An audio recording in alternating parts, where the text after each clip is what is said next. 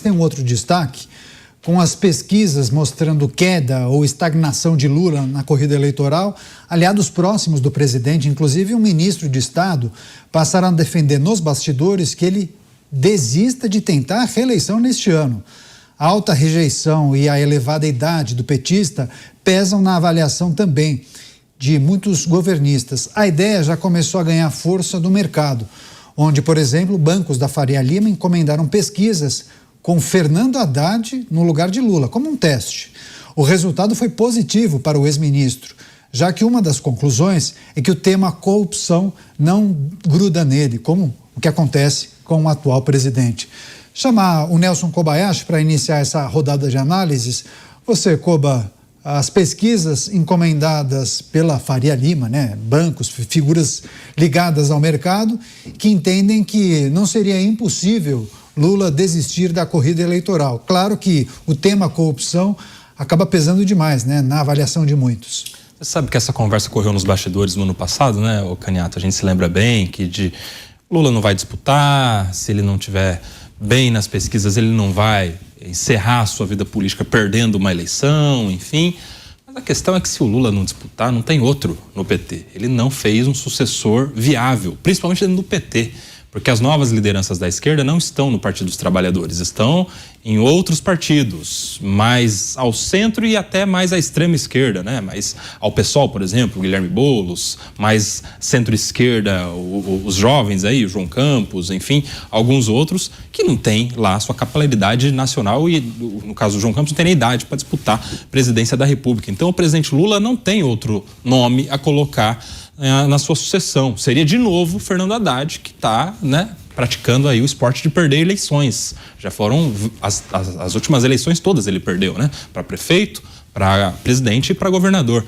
Então não teria como o presidente sair e colocar alguém viável. Seria para entregar a eleição mesmo para o seu opositor. Então eu acredito que nesse momento ele não deixe de disputar a eleição. Ele vai sim, até porque da situação do tarifaço para cá, ele teve uma reação nas pesquisas e agora é que começou a estagnar e a perder pontuação para o Flávio Bolsonaro, que ganhou tração nas últimas pesquisas. Mas eu acredito que o PT aposte no início do pleito eleitoral para começar uma campanha negativa contra o Flávio Bolsonaro, com coisas que não estão falando até agora, para tentar desgastar a imagem e polarizar até o nível máximo a eleição, para ser uma eleição novamente de rejeição contra rejeição, como foi a eleição passada. Acredito que ele vá por essa linha. E claro, a Faria Lima aposta nessas pesquisas com o nome Fernando Haddad, porque dentro dos da esquerda, o Fernando Haddad seria aquele menos pior para Faria Lima diante da gestão que fez no Ministério da Fazenda.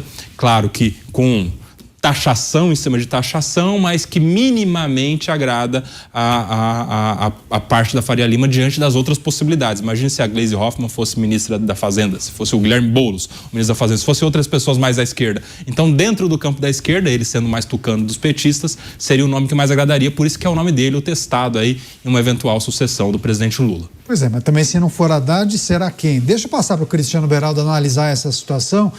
Beraldo, recentemente eu fiz um programa com alguns cientistas políticos e também representantes de institutos de pesquisa. Eu fiz uma pergunta de finalização de programa, se eles apostam na desistência de Lula, na possibilidade de ele passar o bastão para Fernando Haddad, e todos, foi uma votação unânime, todos apostam em Lula tentando um quarto mandato. Vai para o embate. O que confronta e conflita com essa informação trazida pela notícia. Mas uma coisa é fato, ele não produziu um outro líder, para justamente passar o bastão. Talvez seria Fernando Haddad, mas não me parece que ele está com esse desejo ou esse tesão, como ele mesmo já mencionou algumas vezes, Pois é, Caniato, só que essa notícia, ela tem dois lados que a gente precisa analisar.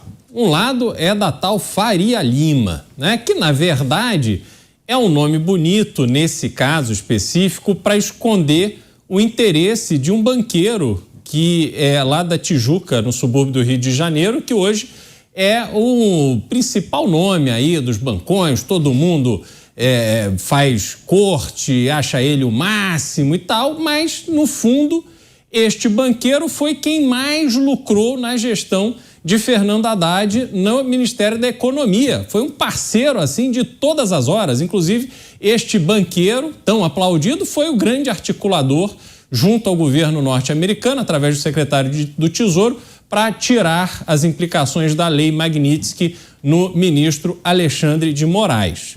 Então, a vontade, o desejo, talvez seja até um aceno para dizer, olha só, eu gosto tanto de você que eu até pedi para fazer aqui uma pesquisa com teu nome, para você ver como você é legal, como você é o máximo. Isso seria um sonho ter você presidente da República.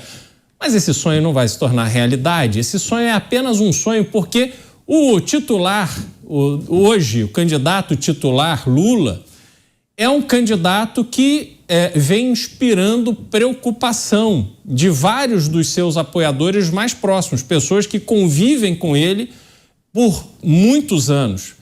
E não é à toa, a nossa audiência vai perceber, que há uma série de postagens do presidente fazendo exercício físico, correndo, mostrando que ele está forte, que ele está capaz. E sempre que isso acontece, Caniato, sempre me cheira como aquele casal que começa a ir para a rede social fazer declaração de amor pública. É batata. O casamento tá uma porcaria, eles estão às beiras aí de se divorciar, mas ficam querendo fazer essas demonstrações públicas para os outros acharem que está tudo bem.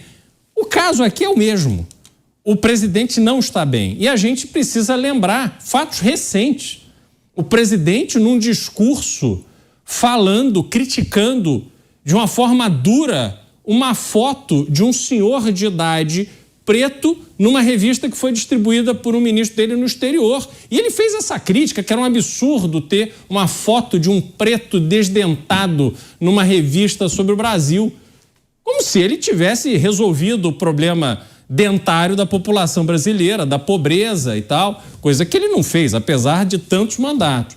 E outro momento, esse da semana passada, se não me engano, para só ficar em dois de vários que já aconteceram recentemente, é ele com aquele aviãozinho na mão correndo como se tivesse perdido.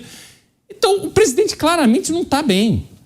Só que o problema é o quanto de informação real chega a ele. Porque desde que ele assumiu esse terceiro mandato, ele vem demonstrando estar fechado numa bolha que ninguém chega para ele com condições de mostrar a verdade, de mostrar os erros que ele está cometendo. Então, as decisões que são tomadas diante de um Brasil irreal, que é o Brasil vendido para ele dentro do Palácio da Alvorada.